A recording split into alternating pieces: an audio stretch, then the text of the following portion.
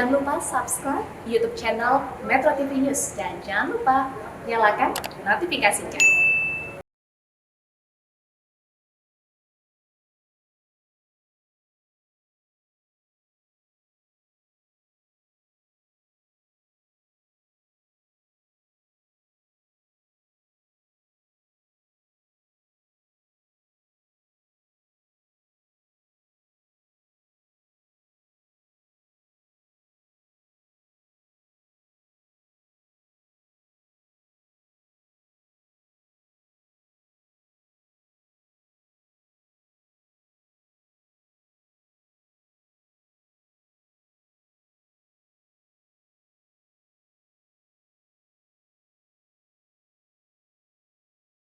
Alokasi dana jaring pengaman sosialnya melebihi 50% di atas APBD. Bahkan ada 6 daerah yang mengalokasikan jaring pengaman sosial lebih dari 75% dari total APBD. Apakah ini menjadi modus baru korupsi demi memenangi pilkada kembali? Pemirsa, inilah editorial Media Indonesia di siang ini Rabu 21 Oktober 2020 dengan tema Seburuk-buruknya korupsi bersama saya Leonard Samosir. Dan kami juga menunggu partisipasi Anda melalui sambungan telepon di 021 583 9900 dan Twitter @mediaindonesia. Dan pemirsa, pagi ini telah hadir di studio Metro TV anggota Dewan Redaksi Media Group Eko Ramawanto. Mas Eko, selamat pagi. Selamat pagi, Leo. Sehat-sehat, Mas? Alhamdulillah. Kita tetap pakai masker ya? Iya, harus dong. Walaupun pengap. Iya. Tapi untuk menjaga kesehatan kita melakukan itu. Pertanyaannya adalah apakah memang yang dibahas di dalam editorial Mas Eko, apakah itu memang terjadi hanya pada saat pandemi COVID ini saja? Karena kita akan lihat berita pertama kita, ini adalah headline yang senafas dengan editorial Mas Eko, politisasi dana pandemi marak di pilkada. Pertanyaannya begini, kan sudah jadi rahasia umum bahwa petahana yang maju akan memanfaatkan segala cara untuk menguntungkan dirinya. Nah, kalau begitu, ini bagaimana membuktikannya bahwa memang ada politisasi dana pandemi? Karena ketika sudah dianggarkan, kan DPRD-nya juga menyetujui. Bagaimana, Mas Eko? Iya, ini biasanya dilakukan oleh petahana yang ingin maju di pilkada. Kalau sebelum-sebelumnya kan tidak ada COVID, lazim dilakukan semuanya lah. Petahana yang ingin maju menghalalkan segala cara, termasuk kekuasaannya selama 4 tahun di belakang. Nah, sekarang ada COVID ini peluangnya lebih besar lagi loh, karena kan tidak mungkin sekarang kampanye di terbuka. Kan sekarang lebih banyak virtual, tentu dana bansos itu dimanfaatkan betul oleh petahana. Jadi caranya adalah dengan mempolitisasi dana bansos itu kepada calon penerima. Tentu sudah ada anggarannya, misalkan di Kabupaten Jember, itu COVID-nya rendah sebetulnya. Cuma dananya fantastis sekali, sekitar 570 miliar. Penanganan COVID-nya malah lebih tinggi daripada jumlah pasiennya? Betul, jadi coba bandingkan dengan Surabaya yang hanya anggarannya 120 miliar, tapi COVID-nya tinggi banget. Ini ada niat sebetulnya kan. Nah, niat ini yang harus segera ditangkap oleh KPK, oleh Bawaslu, oleh KPU. Ada indikasi ke arah ke sana untuk melakukan penyelewengan. Kita akan lebih jauh bicarakan itu di editorial ya, Mas Eko ya. Dan kita akan tinggalkan dulu berita itu, pemirsa. Kita beralih ke berita selanjutnya. Kemarin, walaupun di tengah pandemi, saya sudah lama tidak melihat seperti ini terjadi nih, Mas Eko. Ada kepala negara sahabat yang datang, dan kemarin Perdana Menteri Jepang datang ke Indonesia, dan di dalam hubungan bilateral Jepang memberikan pinjaman 7 triliun rupiah ke Indonesia. Ini pinjaman, bantuan atau apa nih? Kalau pinjaman kan kita harus kembalikan lagi. Bagaimana, Mas Eko? Iya, pinjaman tentu harus kembalikan. Nilainya memang fantastis ya, lumayan lah untuk ukuran sekarang yang tengah susah ya? Susah ya. Semua negara susah nih karena ada pandemi COVID-19. Tapi Jepang memberikan pinjaman 7 triliun. Pasti ada sesuatu di balik itu. Apakah banyak kerjasama antara Indonesia dan Jepang di Indonesia misalkan, sehingga Jepang kemudian memberikan bantuan. Saya kira kalau hubungan bilateral, perdagangan juga Jepang termasuk China, kan sangat banyak sekali di Indonesia. Mungkin itu menjadi salah satu faktor kenapa Jepang memberikan dana pinjaman yang lumayan besar untuk kasus pandemi ini. Nilai penting lain kalau saya lihat adalah bahwa memang Indonesia masih dipercaya begitu ya. Karena kan beberapa orang mengatakan bahwa Indonesia saat ini tidak begitu dipercaya sampai kemudian orang-orang itu ingin menyelamatkan Indonesia, begitu ya Mas Eko ya? Kira-kira begitu. Oke, kita tinggalkan berita itu, kita ke berita selanjutnya, kali ini dari halaman 2, halaman dalam di harian Anda pemirsa. Ya. Ini terkait dengan vaksin. Nah ini Mas, beritanya mengatakan jangan ragukan manfaat vaksin. Iya. Tapi di saat bersamaan ada beberapa informasi, semoga benar ya, karena saya melihat ini di running text TV nasional, bukan Metro TV, yang mengatakan bahwa jangan mengandalkan vaksin. Ada lagi yang mengatakan kalau vaksin sudah ada, belum tentu COVID ini bisa tertolak begitu ya, bisa aman dari COVID. Nah itu kan pesan-pesan, dan itu datangnya konon dari lembaga pemerintah. Nah ini bagaimana Mas? Ya memang ada polemik soal itu, tapi begini, menurut saya ketika kita diberikan vaksin disuntik 2 kali nanti di tahun depan, tetap kita harus menjaga protokol kesehatan. Jangan sampai dalam setahun lah minimal 2021 nanti menjaga. Karena vaksin ini ketika masuk ke tubuh kita reaksinya pasti akan berbeda-beda soal kekebalan tubuh. Ada yang memang bisa langsung tune in gitu kan kalau mobil, tapi ada juga yang lambat dan lain-lain. Tentu itu berbeda-beda. Yang paling penting kita harus menjaga diri kita sendiri. Soal protokol 3M itu minimal untuk 2021 lah. Tapi bukan berarti kemudian vaksin ini tidak ada gunanya kan? Karena saya menangkap kesan jadinya orang jadi khawatir juga lah, kalau begitu ngapain beli vaksin, ngapain disuntik begitu kan? Oh enggak, kita harus percaya bahwa vaksin ini menjadi salah satu cara untuk menekan COVID-19 di Indonesia. Jadi kita harus percaya dulu kepada pemerintah yang sudah mau melakukan hal itu. Kita ada 3 kan kemarin tuh, kalau tidak salah ada vaksin merah putih yang kerjasama dengan Bio Farma, dengan Sinovac dari Tiongkok, kemudian ada dari AstraZeneca, betul. Kemudian juga ada lembaga internasional CIP, ya itu macam-macam lah 3 itu yang kemudian mungkin akan dipakai di tahun depan.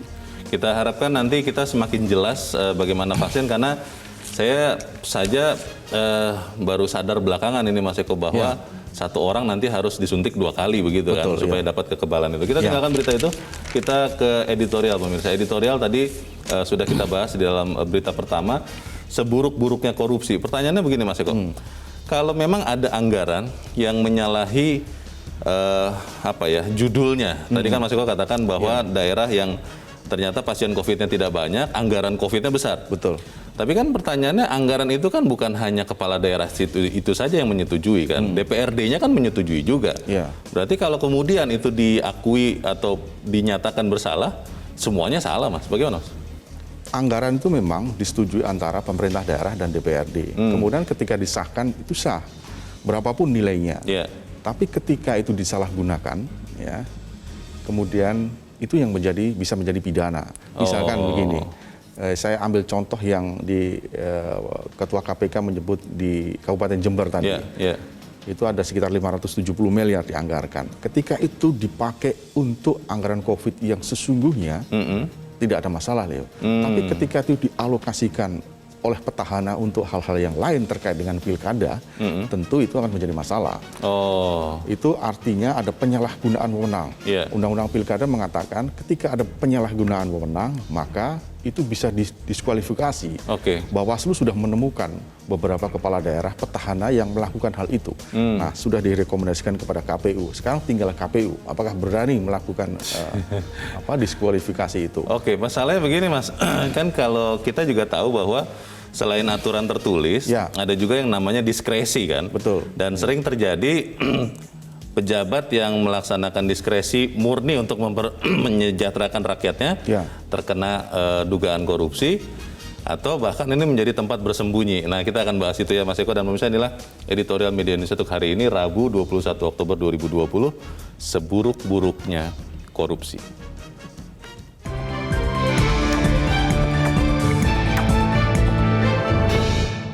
Seburuk-buruknya korupsi.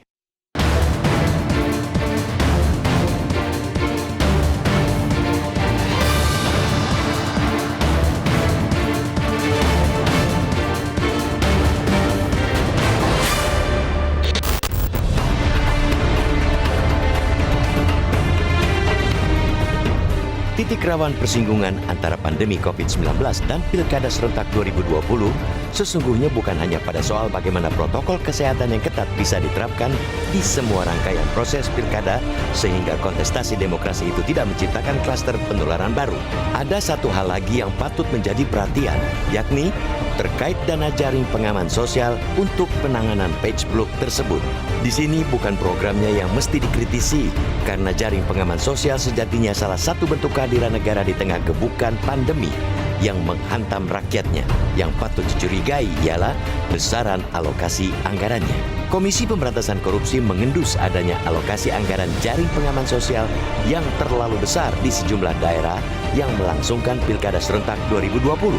Dalam catatan Komisi Anti Rasuah itu, dari 271 daerah yang menyelenggarakan Pilkada tahun ini, 58 diantaranya menganggarkan jaring pengaman sosial untuk penanganan pandemi COVID-19, di atas 40% dari total APBD. Itu mungkin belum terlalu mencurigakan, karena coba kita tengok data berikutnya. Menurut KPK, pada daerah yang kepala daerahnya berpotensi maju sekali, yakni di 31 daerah, alokasi untuk jaring pengaman sosial melebihi 50% di atas APBD. Bahkan ada 6 daerah yang mengalokasikan jaring pengaman sosial melebihi 75% dari total APBD. Kita tentu boleh berhipotesis penganggaran jaring pengaman sosial di beberapa daerah itu sebuah kesengajaan yang dilakukan kepala daerah sekaligus petahana untuk menumpuk modal demi memuluskan langkah memenangi pilkada.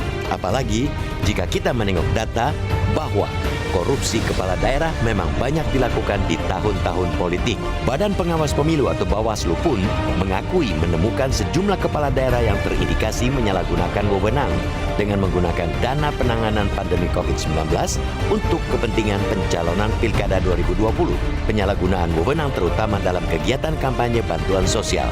Kita tahu biaya politik elektabilitas yang sangat mahal di negeri ini tak pernah sebanding dengan rata-rata kemampuan finansial calon kepala daerah. Inilah yang kemudian menciptakan kreasi-kreasi kotor dari banyak calon kepala daerah untuk mengerek kemampuannya yang pada akhirnya semua bermuara pada hal yang sama, yaitu korupsi. Mereka mesti memupuk dana sebanyak-banyaknya dari sumber yang bermacam-macam.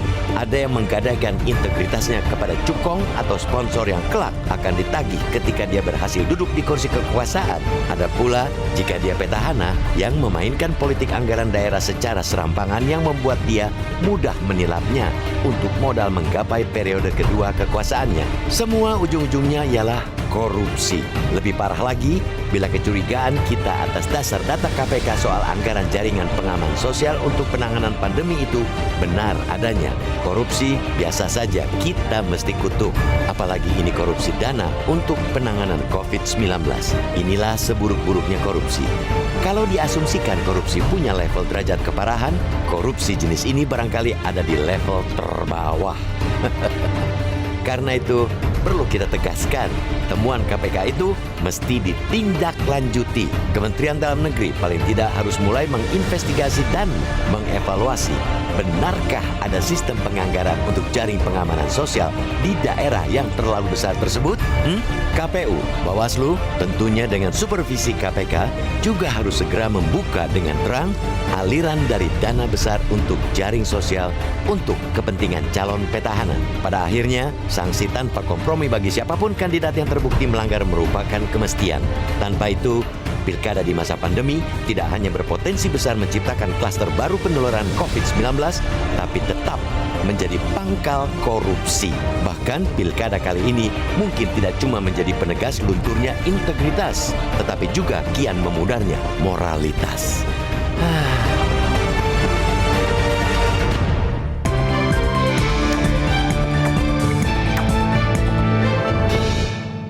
Anda bisa ikut menyatakan pendapat Anda di bagian berikut selepas jeda, pemirsa. Untuk saat ini,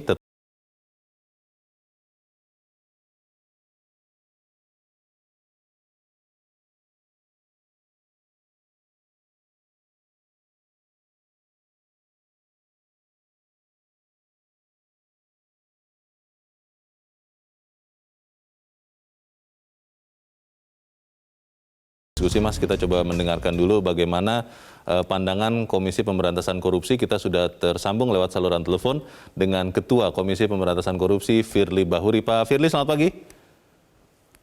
Selamat pagi Mas Leonard dan Mas Eko. Selamat pagi. Pak Firly. Pagi pemirsa Metro TV.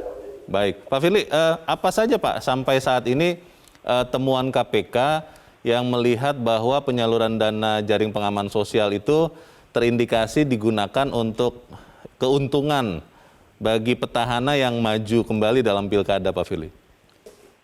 Ya, kita memahami bahwa kondisi kita sekarang menghadapi pandemi COVID-19. Tentu semua pemerintah baik pusat maupun daerah fokus untuk penanganan dampak COVID-19. Itu yang pertama. Yang kedua, ada program-program yang memang diarahkan untuk penanganan dampak pandemi COVID-19. Antara lain misalnya, kita fokus terhadap penanganan kesehatan. Ini semua pihak harus bekerja keras untuk penanganan kesehatan. Kenapa? Karena memang kita harus menyelamatkan jiwa manusia. Karena penyelamatan jiwa manusia itu adalah hukum tertinggi. Betul. Salus populi suprema leg esto. Itu dasar pemikirannya. Yang kedua, kita juga harus mengarahkan tentang penanganan COVID-19 ini terkait dengan penyediaan jaringan pengamanan sosial. Apakah itu bentuknya bantuan sosial reguler ataupun yang dalam bentuk khusus pandemi COVID-19. Yang ketiga, di samping penanganan kesehatan dan jaringan pengamanan sosial, hal yang tidak boleh kalah pentingnya adalah bagaimana kita bisa menyelamatkan ekonomi nasional maupun ekonomi kerakyatan. Betul. Karena situasi sekarang ini kan semuanya agak sulit. Tetapi kita tidak boleh menyerah dan kita harus menjamin bahwa roda perekonomian, iklim usaha, daya beli masyarakat harus kita pertahankan. Saya kira itu. Iya. Kalau melihat Pak Firly, ketika misalnya ini kan mungkin kondisi berubah dengan cepat ya Pak. Di awal di pertengahan Maret ketika kita menghadapi COVID, mungkin kita masih belum melihat ada rakyat yang menjadi miskin, kehilangan pekerjaan. Nah, kalau kemudian petahana yang maju lagi dalam pilkada mengatakan hal itu, bahwa ini perubahan berlangsung dengan cepat sehingga akhirnya dana-dana itu akhirnya banyak ke jaring pengaman sosial dalam perjalanan waktu, itu semacam diskresi begitu, itu boleh atau tidak sebetulnya Pak Firly? Sesuai dengan aturan yang kita pahami, bahwa bantuan sosial kepada masyarakat itu pedomannya adalah data terpadu kesejahteraan sosial. Nah, rakyat yang miskin atau baru miskin karena dampak COVID-19 tentu juga kita tidak boleh tinggalkan, tidak boleh kita abaikan. Karena rakyat itu adalah rakyat kita dan negara itu harus hadir. Nah, persoalannya adalah bagaimana dengan yang baru miskin atau yang baru terdampak dengan pandemi COVID-19. Nah, terkait dengan pengadaan jaringan, penyediaan jaringan pengaman sosial, sebenarnya tidak ada hal yang salah dalam rangka penyelamatan masyarakat. Tetapi harus dipedomani bahwa setiap rupiah itu harus dipertanggungjawabkan. Setiap rupiah itu harus dimanfaatkan untuk kepentingan rakyat. Tidak boleh untuk kepentingan dalam rangka pilkada. Jadi kalau seandainya ada program pemerintah daerah dalam rangka pengamanan jaring pengamanan sosial dan bentuk sosial, boleh saja, tetapi harus dipertanggungjawabkan. Nah, jadi persoalannya begini, Mas Leonard, kalau saya lihat, instruksi pemerintah bahwa memang harus mengalokasikan dana penanganan COVID ini 50%. Nah, dari 50% itu dialokasikan untuk 3 program, antara lain penanganan kesehatan sendiri, penyediaan jaringan pengamanan sosial, dan penanganan dampak ekonomi. Nah, dari data yang kita kumpulkan, hasil kita dari 270 daerah yang menyelenggarakan pilkada, itu ada 58 daerah atau 13,7%, itu dana penanganan COVID-nya diarahkan ke jaringan pengamanan sosial sampai 40%. Ada juga yang 31 daerah sampai 50% dari dana penanganan COVID. Bahkan ada yang 6 daerah yang sampai 75%. Ada bahkan 1 daerah seluruh penanganan COVID itu disasarkan kepada jaring pengamanan sosial. Ini kita awasi, dan yang paling penting adalah betul-betul itu untuk kepentingan rakyat, bukan untuk kepentingan politik pilkada sesaat. Pak Firly, misalnya jaring pengamanan sosial kita Oke. berikan bantuan bansos, tapi kasih gambar pasangan calon. Itu tidak boleh. Nah, Mas itu Firly. sudah diberikan oleh Bawaslu, itu adalah larangan. Itu Baik. adalah pelanggaran, gitu. Baik, Pak Firly, pertanyaannya Pak, kenapa Komisi Pemberantasan Korupsi melihat dan sangat preventif sekali kelihatannya sebelum pilkada ini berlangsung, Pak? Apa ininya, Pak? Apa target atau tujuan KPK, Pak? Iya, kita tahu bahwa dari hasil penelitian kita bahwa para calon kepala daerah ini sebenarnya kalau dari segi finansial itu sangat kurang daripada seluruh daya atau sumber daya yang digunakan untuk perhelatan pilkada. Nah, dari mana yang bersangkutan mendapatkan? Tentu kan mencari anggaran dari pihak ketiga. Nah, pihak ketiga inilah yang akan melibatkan para calon kepala daerah nanti yang sudah menjadi kepala daerah, tentu nanti akan tersandra dengan biaya politik yang mahal itu. Yang kedua adalah KPK memang fokus terkait dengan tugas pokok KPK. Ingat, tugas pokok KPK yang pertama itu adalah melakukan pencegahan supaya tidak terjadi korupsi. Nah, ini sebenarnya dikerjakan oleh KPK bukan berarti meniadakan atau meninggalkan atau membelakangkan tugas-tugas lain. Tapi kita memang berkeinginan tidak ada korupsi itu. Itu yang kita kejar. Yang kedua adalah fakta empiris menunjukkan selama 2004 sampai dengan 2020 dari 34 provinsi, Mas Leonard dan Mas Eko, itu ada 26 provinsi yang terjadi korupsi. Ada 19 gubernur yang terkena korupsi. Ada 122 bupati wali kota yang terkena korupsi. Kenapa? Karena dari awal pemilihan kepala daerah itu harus kita bangun dengan jujur dan integritas. Ingat, korupsi itu terjadi karena kurangnya integritas. Padahal dia punya kekuasaan, punya kesempatan. Maka kami selalu katakan, supaya tidak ada korupsi, satu, tingkatkan integritas. Saya kira itu, Mas Leonard. Jadi secara sederhana bisa kita katakan upaya KPK ini dalam pilkada, Pak Firly, untuk membuat niat korupsi atau strategi korupsi ini layu sebelum bisa berkembang, begitu ya Pak Firly ya? Karena begini Mas Leonard, saya harus garis bawahi juga. Kepala daerah ini kekuasaan luar biasa. Dan dia punya tanggung jawab untuk mewujudkan tujuan negara. Kalau dari sejak pemilihan dia sudah tertanda dengan unsur-unsur perkara korupsi karena biaya politik tinggi, tentu dia tidak akan bisa mewujudkan tujuan negara itu. Itu saya kira itu, Mas. Jadi siapapun kepala daerah, provinsi, wali kota provinsi, dia harus mewujudkan tujuan negara. Satu, melindungi segenap bangsa Indonesia dan seluruh umat Indonesia, memajukan kesejahteraan umum, mencerdaskan kehidupan bangsa. Itu sebenarnya visi misi daripada kepala daerah untuk mewujudkan tujuan negara. Jadi saya kira itu Mas. Kita tidak ingin juga mereka sekarang sudah terjadi korupsi, nanti begitu jadi kepala daerah, pasti dia akan memberikan jaminan atau kemudahan kepada para pelaku yang mendukung dia untuk jadi kepala daerah. Jadi dari sejak dini kita tidak ada korupsi, itu prinsipnya. Semoga itu bisa efektif ya. Terima kasih. Kita tindak tegas, Mas. Kalau ada korupsi kita tidak tegas.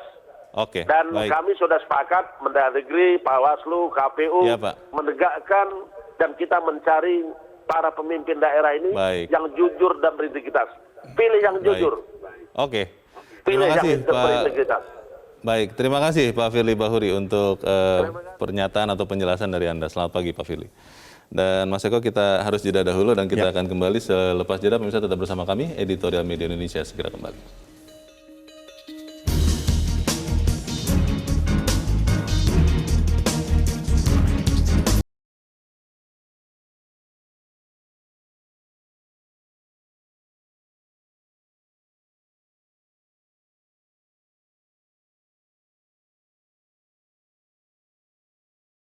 Pak Firly dengan jelas mengatakan, Mas Eko, bahwa ini adalah tindakan preventif dari KPK untuk kemudian membuat jangan sampai korupsi itu terus-terusan terjadi. Nah, ini pertanyaannya begini, Mas.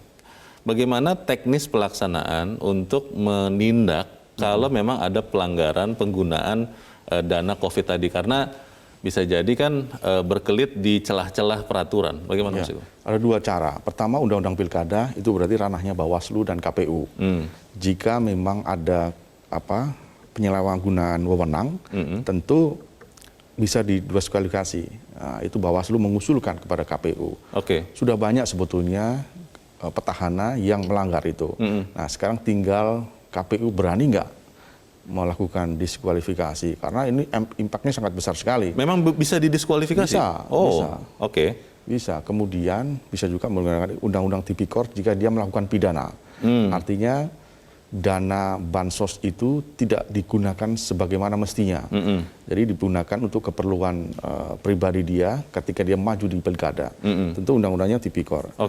Nah, ini dua hal itu sebetulnya bisa dipakai untuk menjerat petahana yang menyalahgunakan dana bansos itu. Pertanyaannya adalah apakah memang semudah itu? Karena tadi Pak Firly juga mengatakan kan bahwa kepala daerah ini kan orang yang berkuasa di daerahnya. Ada semacam sindiran mengatakan raja-raja kecil. Betul. Iya. Nah, apakah berani KPU atau Bawaslu bahkan di daerah, tingkat daerah, menindak raja-raja ini, Mas? Bagaimana? Ya memang agak susah ini. Ini tinggal keberanian dari KPU menurut saya. Karena kalau kita lihat dari laporan masyarakat kepada Bawaslu, sebetulnya banyak sekali petahana yang melakukan hal seperti itu. Nah, kalau itu tidak ditindaklanjuti, tentu kepercayaan masyarakat kepada wasit, ini wasit kan, KPU dan Bawaslu ini wasit ketika di pilkada, maka akan semakin kendor, luntur. Ketika akan semakin kendor luntur, pasti impactnya akan kemana-mana. Golput semakin banyak dan lain-lain, itu kan akan mempengaruhi pilkada, Leo. Baik, kita tanyakan saja langsung ke rakyat juga bagaimana mereka melihat seburuk-buruknya korupsi ini. Kita sudah terhubung dengan pemirsa Metro TV di Manado, Sulawesi Utara, ada Pak Vence. Pak Vence, selamat pagi, Pak. Selamat pagi, Bung Leonard. Selamat pagi, Bung Eko. Selamat pagi. Bagaimana Pak Vence, pendapat Anda? Jadi begini, Bung Leo. Ini kan kita ini negara hukum. Memang kalau kita berbicara tentang bagaimana kita mengamankan COVID sekarang yang merajalela, titik singgungnya bukan saja pada protokol kesehatan, tetapi munculnya pilkada serentak sebagai pesta demokrasi. Ini terkadang disalahgunakan, betul topik pagi ini. Karena apa? Tadi Pak Firly sudah katakan, memang secara finansial pribadi yang melenggak-lenggok di pilkada ini dia amat sangat tidak membutuhkan finansial yang cukup. Apa yang dikatakan? Karena petahana itu dia melenggak-lenggok lagi ke sana, otomatis yang namanya jaringan sosial itu dimanfaat dalam konteks bagaimana dia itu meraup konstituen yang paling banyak untuk kemenangan dia. Nah, sekarang yang jadi persoalan sekarang, Bung Leo, tinggal ada di Bawaslu, kata Pak Eko tadi. Apakah Bawaslu ini dia bisa berperan positif untuk bagaimana kita memproteksi jangan sampai dana pemerintah itu disalahgunakan. Nah, sekarang yang jadi persoalan di mana-mana, Bung Leo, kekacauan atau pelanggaran ada tindak pidana di sana, Panwaslu cuma diam. Karena dalam konteks undang-undang Panwaslu mengatakan kalau ada laporan dari masyarakat, maka mereka akan teruskan kepada pihak yang berwajib. Yang jadi persoalan selama masyarakat tidak melapor, tetapi terang benderang ada di mata mereka sudah menyalahkan anggaran negara, ya diam saja. Jadi istilahnya saya setuju Pak Firly katakan, bagaimana kita menciptakan bahwa proses pilkada ini benar-benar proses integritas, kejujuran ada di dalamnya. Itu saja barangkali Bung Leo. Terima kasih. Selamat pagi Pak Eko. Selamat pagi. Terima kasih Pak Vence di Manado, Sulawesi Utara. Di belakang Pak Vence ada Pak Bambang Saptono di Surakarta, Jawa Tengah. Pak Bambang, selamat pagi Pak. Saudara bangsa Indonesia. Selamat pagi Pak Bambang. Halo, selamat pagi Metro TV. Oh, selamat pagi Pak. Silakan Pak Bambang, sudah mengudara. Silakan Pak. Kami sebagai rakyat mendorong KPK untuk menindaklanjuti hasil temuannya, yaitu adanya indikasi atau potensi korupsi besar-besaran di daerah-daerah melalui dana jaring pengaman sosial pada pilkada. Di mana tadi disebutkan bahwa dari 270 daerah yang akan melaksanakan pilkada serentak 2020, ditemukan ada 58 daerah yang menganggarkan jaring pengaman sosial itu untuk penanganan COVID-19 besarannya hingga di atas 40% APBD-nya. Bahkan di situ juga ada 31 daerah yang merupakan petahana dan menganggarkan jaring pengaman sosial di atas 50%. Kemudian parahnya lagi ada 6 daerah yang menganggarkan di atas 75% di atas untuk APBD-nya. Nah, kondisi ini Mas sangat parah dan sangat memprihatinkan, di mana di saat terjadi bencana COVID-19 sekarang ini masih saja ada upaya untuk memanfaatkan dana pengaman penanganan COVID-19 tersebut untuk kepentingan kampanye pilkada. Nah, kok tetap ada saja yang berani untuk korupsi dana penanganan COVID-19. Padahal faktanya, Mas, dalam undang-undang faktanya itu ada Pak. Solusinya kira-kira apa Pak untuk mencegah hal serupa terjadi lagi? Menurut Bapak bagaimana? Ini belum terlambat Mas, akan tetapi kalau kita untuk menyandarkan kepada Bawaslu ini tidak mungkin. Nah, oleh karena itu saya berharap ini hanya KPK yang untuk mampu mengusut tuntas kaitannya dengan korupsi besar-besaran yang ada di daerah-daerah tersebut di saat pilkada. Nah, ini ancaman hukumannya kalau menurut undang-undang juga sangat berat loh Mas. Ini bisa sampai hukuman mati untuk penggunaan dana bencana. Nah, semoga ini malah justru KPK yang proaktif untuk menangani semua ini. Terima kasih Mas. Terima kasih Pak Bambang di Surakarta, Jawa Tengah. Di belakang Pak Bambang ada Pak Ramadan di Jambi. Pak Ramadan, selamat pagi. Selamat pagi, Assalamualaikum warahmatullahi wabarakatuh. Waalaikumsalam warahmatullahi wabarakatuh. Silakan Pak Ramadan, bagaimana Pak kita melawan korupsi ini? Saya menyampaikan suara hati nurani rakyat kecil di bawah, Pak. Ya. Harapan yang terbesar itu untuk mencegah korupsi adalah KPK. Di depan mata kita, tanda-tanda korupsi itu sudah nampak jelas. Dan masyarakat kecil bawah itu mengerti tentang itu, Pak. Paham dengan itu. Incumbent berpoya-poya menggunakan keuangannya. Menurut saya, saatnya lah KPK ini membela rakyat kecil yang paling bawah. Saya meyakini kalau KPK tidak bergerak cepat, partisipasi pilkada nanti, saya meyakini tidak akan sampai 70%. Masyarakat di paling bawah sangat berharap KPK segera mengambil tindakan tegas perilaku kepala daerah yang menyalahi guna uang daerah itu. Terima kasih Pak Leo. Terima kasih Pak Ramadan di Jambi. Selamat pagi Pak. Kita akan bahas pendapat para pemirsa, tapi kita harus jeda dahulu. Mas Eko dan pemirsa tetap bersama kami. Editorial Media Indonesia segera kembali.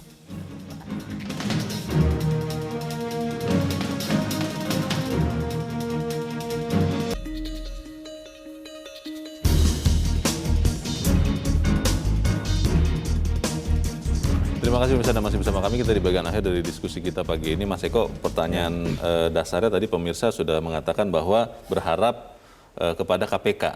Nah, pertanyaannya adalah apakah memang kemudian KPK yang pertama memang itu tugasnya? Karena kan ada batasan-batasan sebetulnya kan, kejahatan korupsi seperti apa yang bisa ditangani KPK itu satu. Lalu yang kedua, pertanyaannya adalah apakah kemudian Panwas atau KPU daerah itu benar-benar berani menindak pelanggaran yang dilakukan oleh calon kepala daerah yang petahana? Bagaimana Mas? Pertama KPK pasti bisa melihat, sangat gampang sekali kalau melihat ada indikasi korupsi atau tidak. Dia punya hal semuanya untuk melakukan hal itu. Misalkan yang saya sebutkan tadi, di Jember yang saya sebutkan tadi, 570 miliar. Nah ketika itu dianggarkan untuk COVID-nya rendah dibanding dengan Surabaya yang menganggarkan 120, bisa kita pantau. Ini benar nggak dia menganggarkan ini untuk kegiatan bansos. Nah, KPK bisa masuk dari situ tentu dengan rahasia. Kalau memang ada indikasi korupsi kan cepat sekali itu bisa masuk di situ. Kemudian Panwas. KPU, Bawaslu, Panwas itu kan wasit ya. Dimanapun yang namanya wasit itu harus adil, harus jujur, punya integritas. Jangan sampai kejadian Wahyu Setiawan KPU kemarin itu terulang kembali. Dengan bermain api, ini nggak bagus. Jadi ketika wasitnya jujur, berintegritas, dan punya keberanian, tentu dia akan punya berani untuk melakukan diskualifikasi kalau memang terjadi kesalahgunaan wewenang tadi. Itu sudah diatur dalam Undang-Undang Pilkada.